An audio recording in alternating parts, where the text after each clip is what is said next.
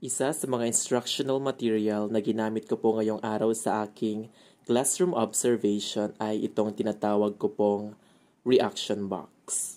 Hello everyone, I'm Sir Michael at welcome back po sa panibagong video. Itong video po na ito ay kuha last Thursday. Gumagawa lang po ako ng mga square 6x6 para makagawa po ako ng mga boxes. Kasi po kailangan ko po ng 8 boxes para po dito po sa gagawin kong instructional material. So bawat box po ay kailangan ng 6x6 na square.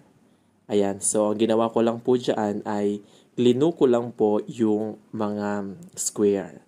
Ayan, so ngayong araw nga po yung aking CO, share ko lang po. Ang topic ko po ay tungkol sa mga reaksyon, damdamin o sariling ideyas sa mga napakinggang mga maiikling kwento.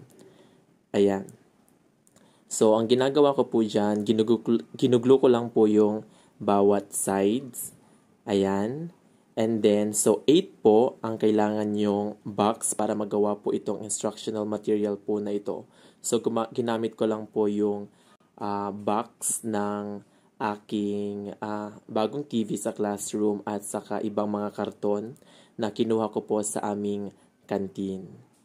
Ayan, so pero hindi ko po maituturo po yung step by step kung paano po ididikit po para magkaroon po ng effect kanina na parang flip po yung box. Ayan, so ito po ay kuha last Friday po. Ayan, so sinisingit ko lang po yung paggawa po ng instructional material every time po na may activity po yung aking mga pupils or after po ng aking klase. So, ginagawa ko dyan, nilalagyan ko lang po siya ng scotch tape. Ayan, so kung gusto niyo din po, abangan niyo po yung detailed na tutorial ko po kung paano po gawin ang instructional material po na ito. So, nakita ko lang din po ito sa YouTube and then sinabi ko, pwede ko siyang magamit sa aking classroom observation. So, lalagyan ko lang siya ng mga iba't ibang reaksyon o mga damdamin. And then, ito naman, kuha yesterday.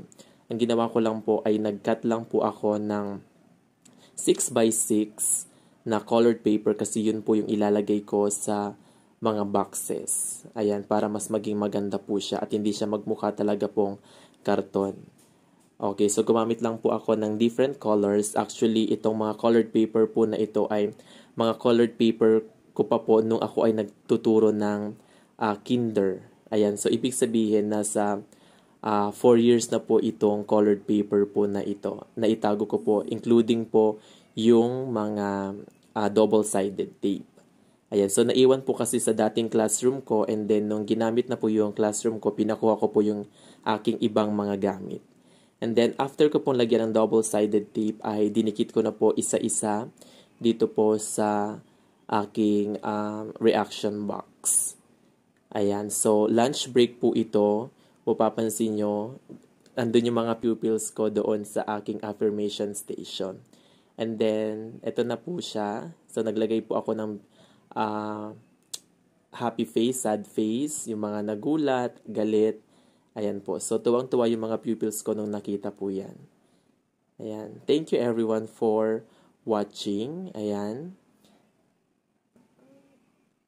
Again, mag-upload po ako ng detailed tutorial po niyan. And after ng class ko, pumunta lang po ako dito sa Dizzy Aesthetics. Ayan.